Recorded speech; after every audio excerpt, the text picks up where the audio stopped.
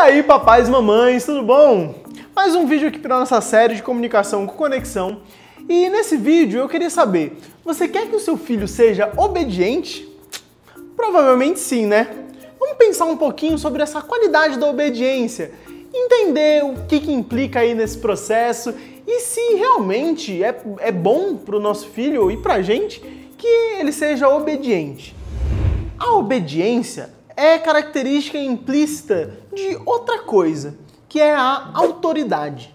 Então eu queria falar um pouco sobre autoridade, para a gente entender qual é a mecânica de autoridade, que eu acredito pelo menos.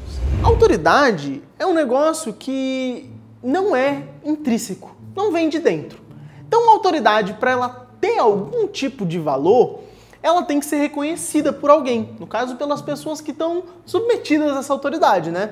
Aí você pode dizer assim, ah, mas eu sou pai, isso não precisa ser reconhecido para ser verdade. Não, beleza, é verdade, mas não é porque você é pai que obrigatoriamente você tem autoridade sobre seus filhos.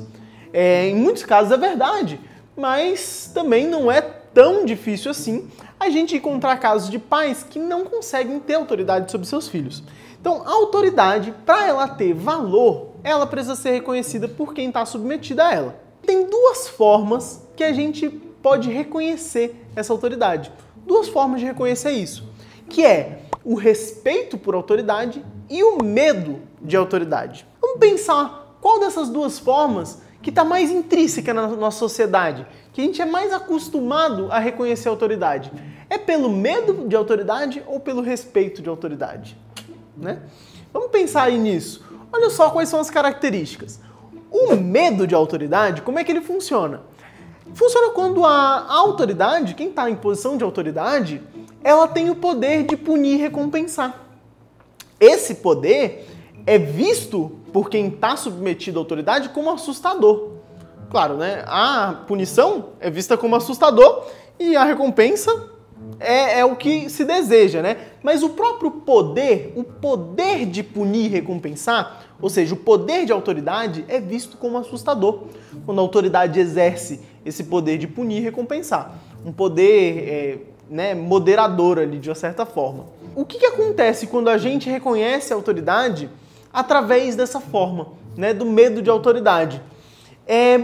Funciona bacana durante um bom tempo. E tem efeitos imediatos, né? Porque você coloca uma punição para o tipo de comportamento que você não quer, uma recompensa para o tipo de comportamento que você quer aumentar, e as pessoas vão ter que viver dentro daquele sistema de recompensas e punições. Só que para as pessoas que estão submetidas, como isso é desagradável viver submetido a esse poder, as pessoas que estão submetidas à autoridade, elas vivem o sonho de se libertar daquilo. É comum a gente ver casos de jovens que sonham em ter a sua independência financeira para poder, de uma certa forma, se livrar daquele controle dos pais. Um controle que é baseado nesse sistema de recompensas e punições. E a gente pode ver isso em sistemas grandes também, cenários políticos, com casos famosos, dentre inúmeros por aí, a Revolução Francesa, por exemplo. A autoridade, ela chega a um ponto que quem está submetido a ela começa a ver o perigo da revolta como menor do que o perigo causado por esse poder moderador, esse poder de recompensas e punições. Uma outra coisa que tem intrínseco a esse medo de autoridade é que se a autoridade ela exerce o poder de punir e recompensar, esse poder se aplica a todas as áreas. Então é uma autoridade concentrada naquele poder. E já o respeito por autoridade funciona de uma forma diferente. Como é que se reconhece a autoridade através do respeito? Quando a autoridade, ela tem, ou ela sabe, ou ela pode fazer alguma coisa que quem está submetido a ela vê como valioso. Olha a diferença. Ao invés dela exercer o poder de punir e recompensar, ela tem alguma coisa, ela sabe alguma coisa, né? Ou ela pode fazer alguma coisa que é valioso para as outras pessoas. Não é visto como assustador, é visto como valioso. E isso gera um sistema todo diferente. Porque se a autoridade é baseada em algo que eu sei, tenho ou posso fazer, cada pessoa sabe, tem ou pode fazer alguma coisa diferente. E então isso abre espaço para uma autoridade distribuída. se a gente for pensar, você é autoridade dentro da sua casa, mas se o assunto for desenho animado, for memes da internet, provavelmente o seu filho, ele é muito mais autoridade nesse assunto do que você. Então, essa autoridade reconhecida pelo respeito, ela permite isso, uma autoridade distribuída, uma liderança distribuída. E também, ela é uma autoridade que se reforça com o tempo.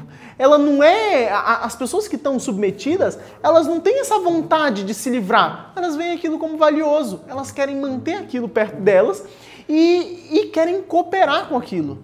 E aí está a chave. A cooperação é a ferramenta o que é causado pelo respeito à autoridade.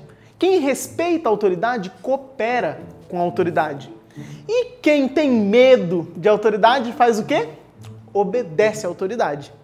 Mas essa obediência, ela pode ser muito útil e valiosa dentro do ambiente familiar muitas vezes. Quando?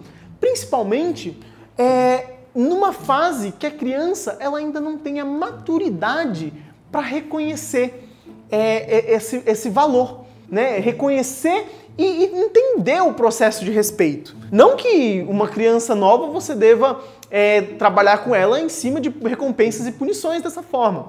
Mas uma criança que ainda não tem maturidade para processar esse tipo de cooperação, é interessante que a gente desenvolva nela uma obediência, um instinto onde ela sabe que, independente do que ela está racionalizando ali, o pai está numa posição que deve ser obedecida. Mas quando a criança vai criando uma mentalidade, criando uma maturidade em cima desses processos e de entender como é que funciona dentro de casa, entender qual é o papel de cada um na sua família, daí sim o respeito vai sendo cultivado dentro dessa criança através de vários passos, vários fatores que eu com certeza ainda vou fazer um vídeo para falar mais sobre como alimentar esse respeito por autoridade. Mas conforme o passar do tempo, essa obediência que uma criança pequena ela precisa ter, por razões até de segurança,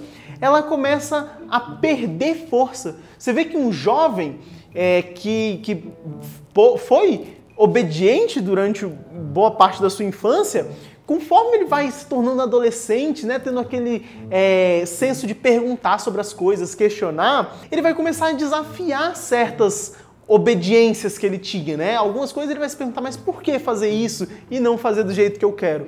E nesses momentos é a hora que a gente tem que começar começar não, né? A gente já tinha que ter cultivado desde criança, mas que a gente tem que mudar essa forma de ser autoritário, ser autoridade, né? Para uma forma que cultiva esse respeito, para que o jovem ele não crie essa sensação da revolta, né? Da vontade de se livrar dessa autoridade, e sim de cooperar de bom grado e manter essa autoridade perto dele, entendendo que ele tem os seus pontos de autoridade também.